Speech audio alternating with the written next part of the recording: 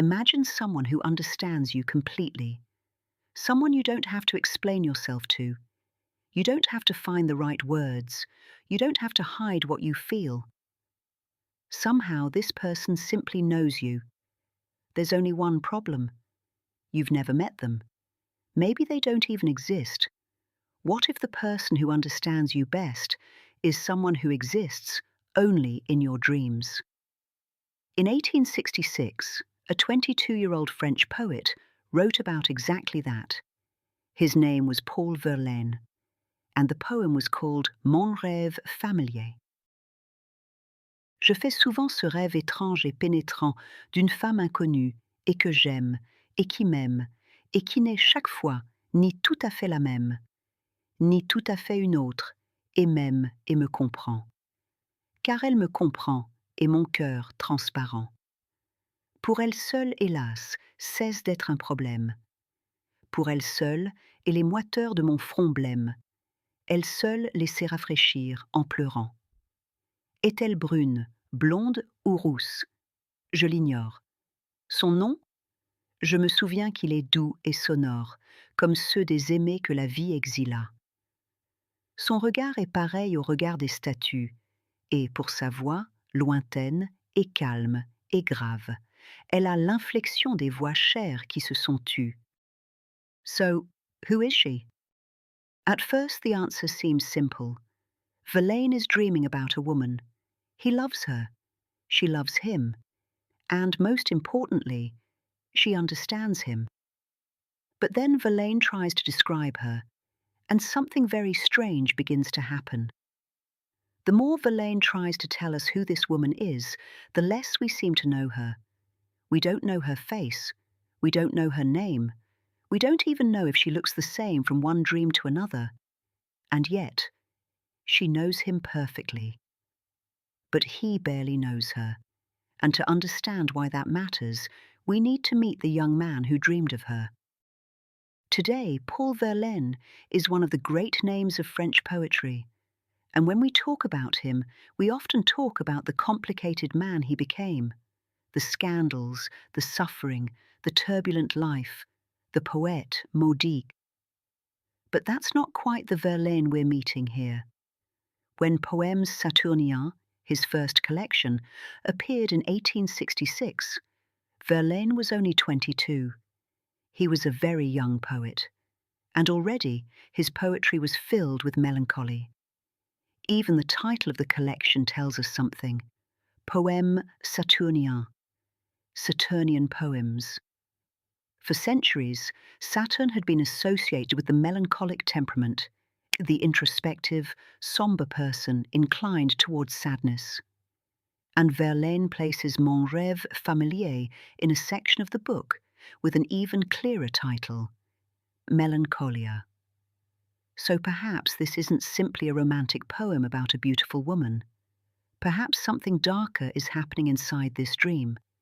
Which brings us back to the obvious question. Who was she? Was there a real woman behind Mon rêve familier? We don't know. There were, of course, real women in Verlaine's emotional world. One important figure in his youth was his cousin Elisa Montcomble, for whom he seems to have had deep feelings. But maybe we're asking the wrong question. Maybe we're not supposed to find out who this woman is. Verlaine gives us almost nothing to identify her. No clear face, no name, not even a stable identity from one dream to another. And perhaps that's exactly the point. Maybe the most important question isn't, who is this woman? Maybe it's, what does she give him? When you look closely at the poem, you realize something surprising. Verlaine tells us almost nothing about her, but he tells us exactly what happens to him in her presence. With everyone else, his heart is a problem. Something difficult, something that needs to be explained, but with her, it simply becomes transparent. She sees through him. She understands. She knows his suffering. She knows how to soothe it. And suddenly, the fact that we don't know what she looks like seems much less important. Because perhaps Verlaine isn't really dreaming of the perfect woman. He's dreaming of the perfect experience of being understood. Someone before whom he doesn't have to translate himself. Someone who sees what's happening inside him without asking him to explain it. And if that's what she represents, she doesn't really need a face. Except Verlaine doesn't leave us there. As the poem approaches its end, this comforting woman becomes stranger. Her gaze is like the gaze of statues, he tells us. Something still, fixed, almost lifeless. Then her voice, distant, calm, grave, and finally the beloved voices that have fallen silent. By the end of the poem, this woman seems to be slipping away from the world of the living. She begins as a lover, but gradually she feels more like a memory. Is she a woman? A fantasy? A memory? Someone lost? Verlaine never tells us which one she is. And maybe that's exactly why the poem feels like a dream. We recognize the emotion perfectly, but the closer we try to look at it, the more the image dissolves. And Verlaine doesn't create that feeling only through what the poem means. He creates it through how the poem sounds. Listen again to the beginning. D'une femme inconnue, et que j'aime, et qui m'aime, et qui naît, et m'aime, et me comprend. The words keep returning, and then, pour elle seule, elle seule, again, and again, and again. The poem circles around the same words, the same woman, the same desire, almost like the dream itself. Remember the very first words, Je fais souvent ce rêve. I often have this dream. The dream returns, and the language returns with it. This is one of the things that makes Verlaine so important in French poetry. For him, poetry wasn't only something you understood, it was something you heard, meaning mattered, but so did rhythm, repetition, sound, music. You don't even need to know the technical names of these poetic devices to notice them. Just listen. The poem is already showing you what it's doing. And this little poem also opens a much larger door into French culture, because Verlaine belongs to a long artistic tradition in France that takes the inner world very seriously. Not only events, not only actions, but moods, contradictions, longing, melancholy, feelings that aren't necessarily easy to explain or solve. And that's important, because Mon rêve familier doesn't solve Verlaine's melancholy. The mysterious woman doesn't become real. His longing isn't fulfilled.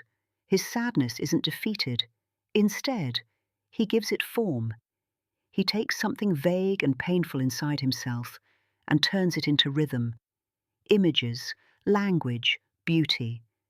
And you find this impulse again and again across French culture, in poetry, in literature, in chansons, in cinema. Not because French people somehow feel more deeply than everyone else, but because French artistic traditions have repeatedly treated the exploration of inner life as something worthy of art.